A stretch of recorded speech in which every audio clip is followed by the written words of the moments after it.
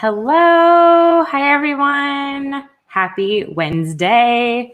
I am so excited to be back with you after being away for a few weeks getting married, which was super exciting and honestly like a huge relief to have it over in the midst of the pandemic world that we're living in. And our wedding was COVID free, which is very exciting.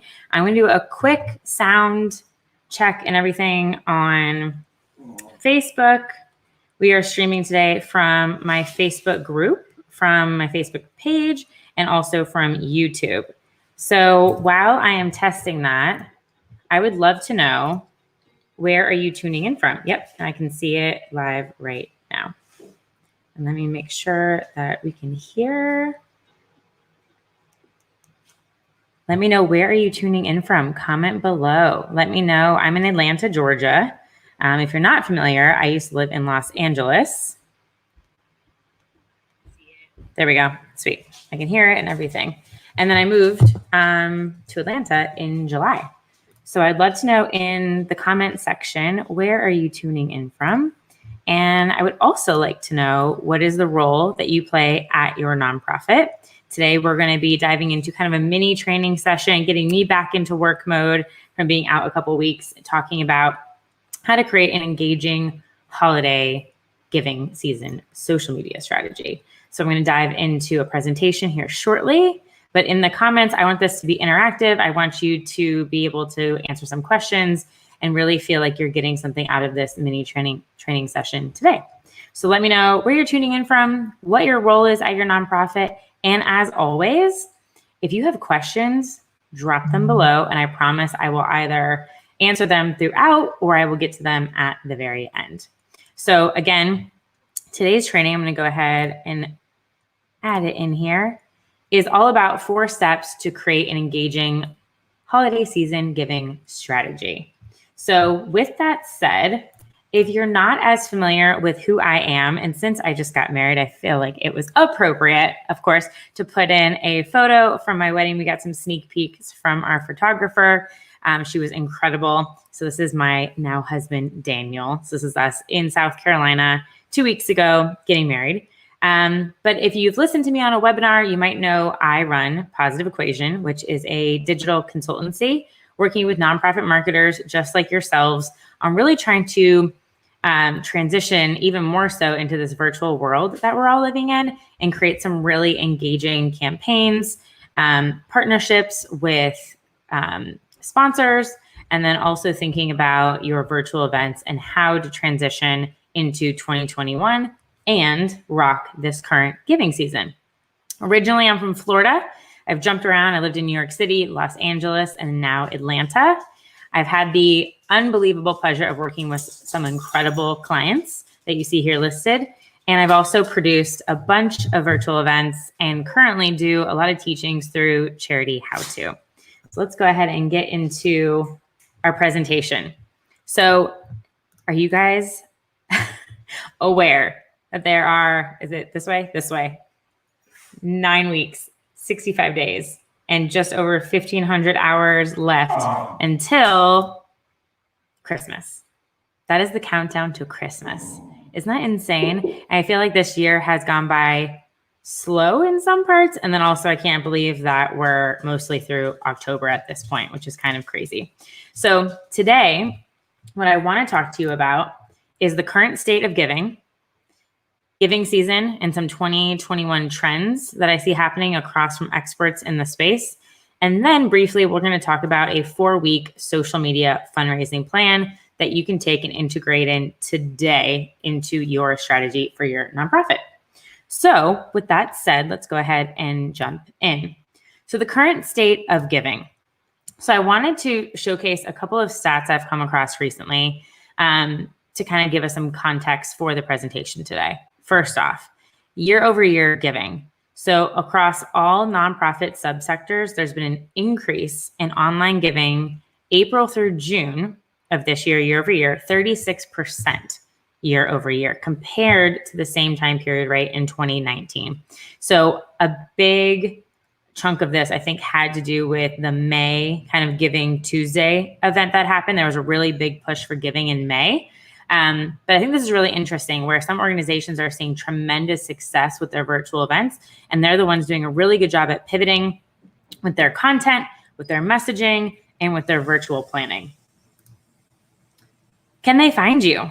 So another stat that was interesting was 1/3 of Americans said they do not have enough information to understand where they can direct their support. So within all the clusters of causes, right? Homelessness, water, food banks, children, healthcare, there's so many large buckets of causes. And how can people find you specifically? Whether it's you are supporting specifically a certain community or region or state, or even if it's the country, but how can you make sure that you're aligning with people that are specifically emotional or feel impacted to donate to you? So do you have the right verbiage on your website? Do you have the right materials and tools out on social media? Are you running the right ads? I thought this was a really interesting statistic that they're just saying we don't know where to give our funds. And you want to be able to obviously grab the attention of those people and bring them in to become engaged donors and supporters of your own.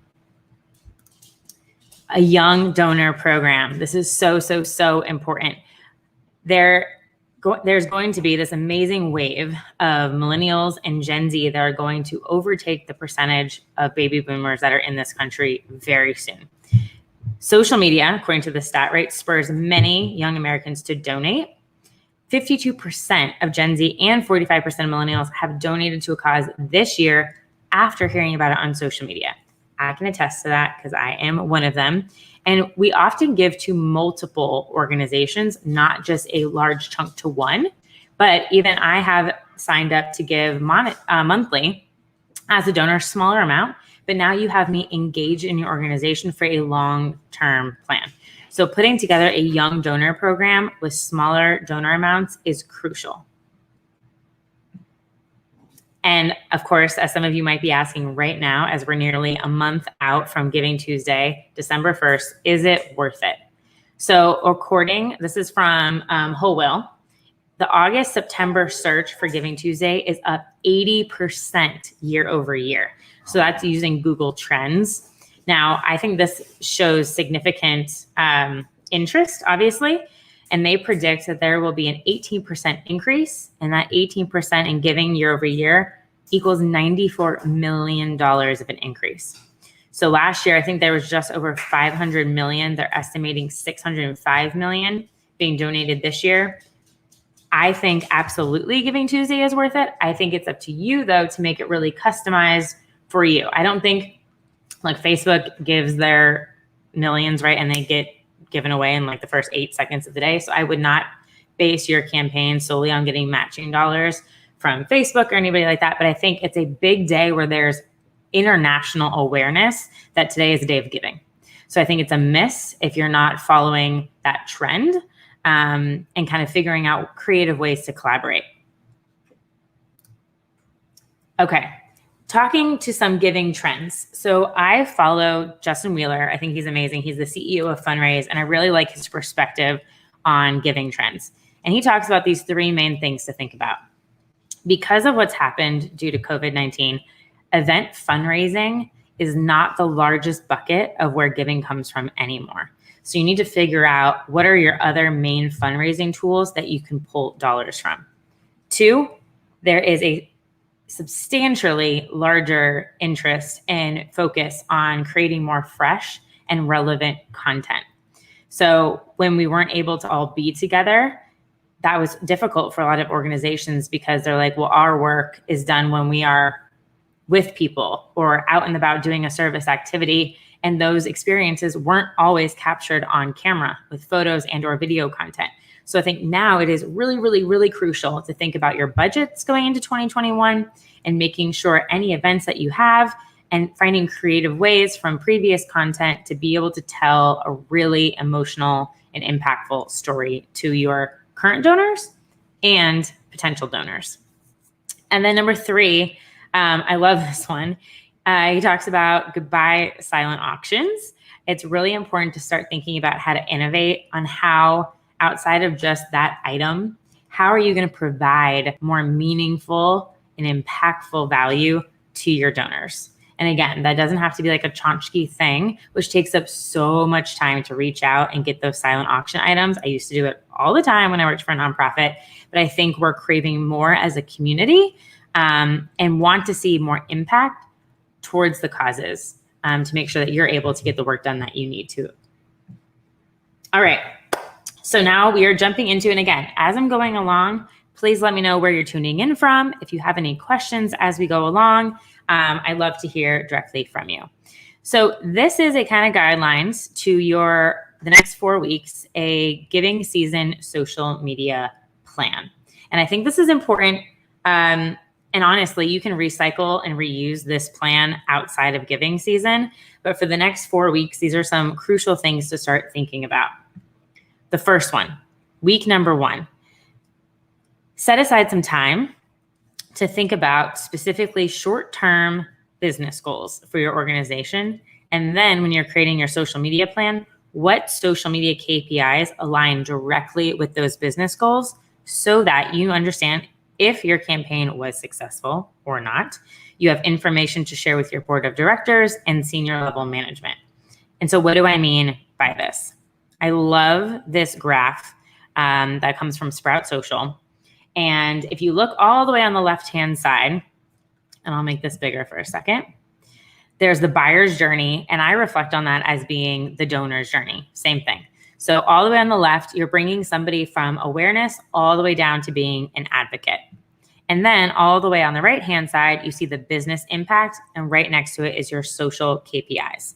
So if the business goal is to increase our awareness and increase our share of voice amongst organizations in our space, what you want to do is you want to increase your impressions and your reach, right? If you want more, if your goal, your business impact goal is that you want to have more visitors to your website, you should have more engagements, which is video visits, traffic from your social media content. Conversions, link clicks, right? So you get the coordination between the two. And so when you're writing out your strategy plan, make sure you align these and then put numbers specific to each of them. Look back, look on Google Analytics, see how did you do last week, last month, year over year, so that you're able to have a very sound report at the end of your campaign. Week two, this is where we get to be really fun and creative. And this is all about messaging and content. And then I put kind of in parentheses here, and partnerships. This has been a beautiful year of collaborations and partnerships of organizations that have come together to help each other through with everything that's been going on. So you really need to think about your messaging and your content going into giving season. So thinking about who are you talking to? In your copy, what emotion and reaction do you want to prompt, right? What do you want people to feel, and what do you want them to prompt to do? Are you clear on that CTA, that call to action? Are you crystal clear on what you want someone to do? And do you give them the ability to do that easily? Thinking about what content makes sense to convey important information. I'm going to talk about an example here in a second. Is it a video? Is it a GIF? Is it a photo? Is it an article? Is it a live stream? Think about all the different types of content and which one makes sense, or it might be a multitude to get your message out. And then lastly, where do you distribute it? This goes hand in hand often with who are you talking to, because you want to think about where is my audience and where should I be placing this content? I love this example from Samaritan's Purse. They run Operation Christmas Child annually to give children in need gifts on the holiday. And the objection of their campaign, this was from years ago. I think this was from 2016, but it still rings super true. Their goals were to acquire new donors and to guide donors through the donation process. I think this is something that we oftentimes forget, is like we get you there, but we haven't gotten you all the way through, especially if there's something like this about packing a shoebox. That's a specific action. So what they did is they decided that a video, a how-to humorous video, was a way that they could reach their donors, pull at their heartstrings, and also provide important information.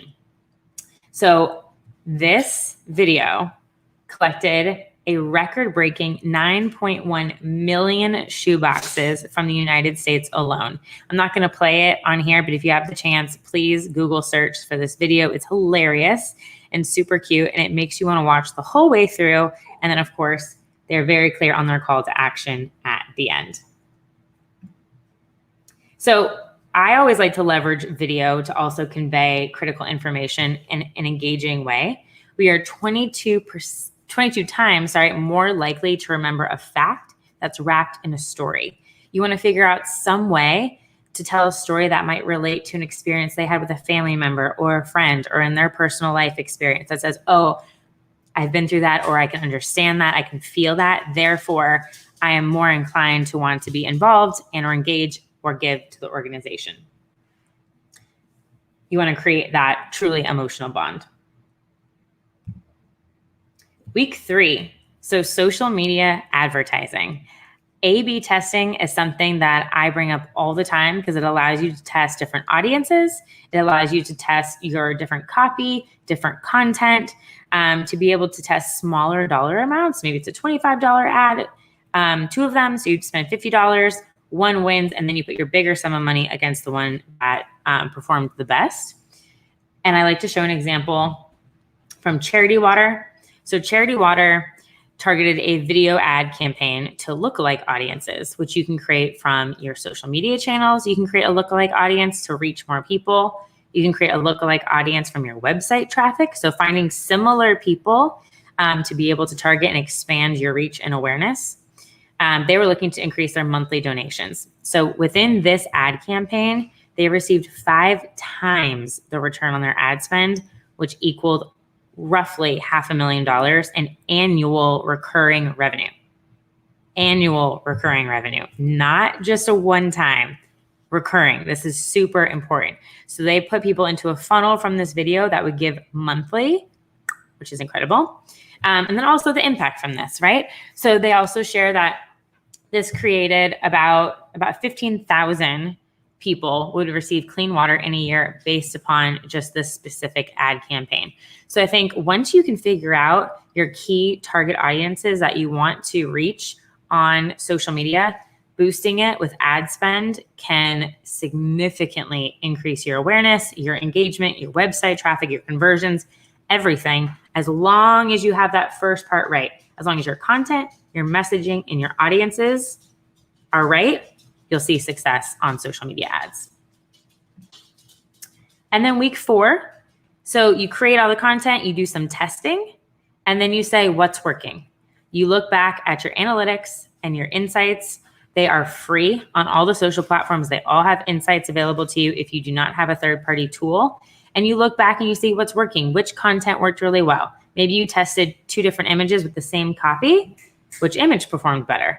And then you use images similar to that moving forward. So you always want to look back, what's working, move forward, obviously, with what is working, and then disregard and say, okay, we tested that, move on, we're going to pivot into trying something new.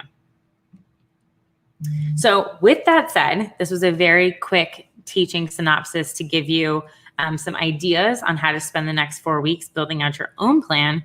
But if you would like to brainstorm your ideas and build out your plan together, in case you want some collaborations with others, some like-minded partners, I have a live group consulting session that's starting November 5th, so coming up very soon, where we will do just this. We will plan out your holiday giving campaign together starting November 5th. And these are what we're going to go through each week. So essentially what I just talked about, but each session is going to be 45 minutes long. I'll do a mini teaching session. I'll give you some prompts and we'll literally work together, and I'll be there to answer questions, to brainstorm ideas on setting those goals, creating the right messaging and the content specific for you, how to figure out what tools to use. If you should be doing a virtual event, we can talk about that, your virtual event structure, your social media advertising. We will literally go through the creation of putting together a social media ad together, a full demo. And then you can set one up on your screen as we go. And then again, we'll come back. We're going to share our plans with each other. We're going to give suggestions. It's always great when you have colleagues from other nonprofits that may be larger or smaller or the same as you, from different industries, to share insights. And we'll talk about what's working, what's not, and we'll pivot and adjust together. So if you want to sign up for this live grouping session, it is very limited space because I want it to be very personal. There are 4 45-minute sessions that will be via Zoom. The value of this, so normally my hourly consulting rate is $150. So it would normally be about $600. And this whole program is $99 or 2 payments of $59. So if you happen to be on your computer, you can take your phone and put it over the QR code and it'll pop open the website. It's also in this post that you can sign up for it. Registration will close October 30th. And again, you can click the link. I'll put it in the chat, actually. Let me go ahead and open it up for you. And while I'm doing that, if you have any questions on anything I just went through or in general about digital marketing, something that you're working on that you want to talk about, let me know. Okay, this is, I'm putting the link in there right now. Live group consulting. And there you go. The link should now be in the comments. I would love for you to join me. Again, how they're going to be structured is, and I will go ahead and come up bigger here. How they're going to be structured is in the 45 minutes, I'll probably teach for 15 to 20. And then we're actually going to use that time frame to work on what we just discussed or go through an example. And then that's kind of what every week is going to be. So 4 45-minute sessions via Zoom, $99 total or 2 payments of $59. Go back and bring that bigger. If you're on your computer, go ahead and put that phone above the QR code. It'll send you to a website to get more information.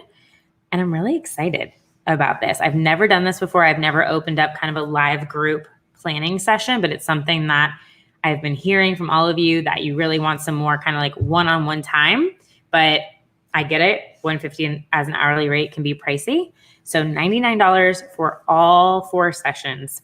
And I promise you will walk away with something you will be executing as we go through this workshop. This is not just something that you're going to sit and listen to me talk for 45 minutes. That's not how this works. That's not how I like to work. It will be engaging and interactive. And after each session, you will walk away with something already executed and done. So with that, I am very excited. I hope there was some nuggets that you learned today during this session.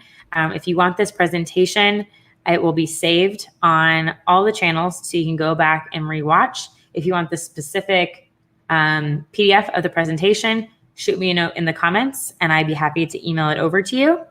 And with that, I'll go ahead and remove this. And I hope everyone has a great rest of their Wednesday. And I'm super excited to be back with you guys to knock out the end of 2020 and put together some really great giving season campaigns with you.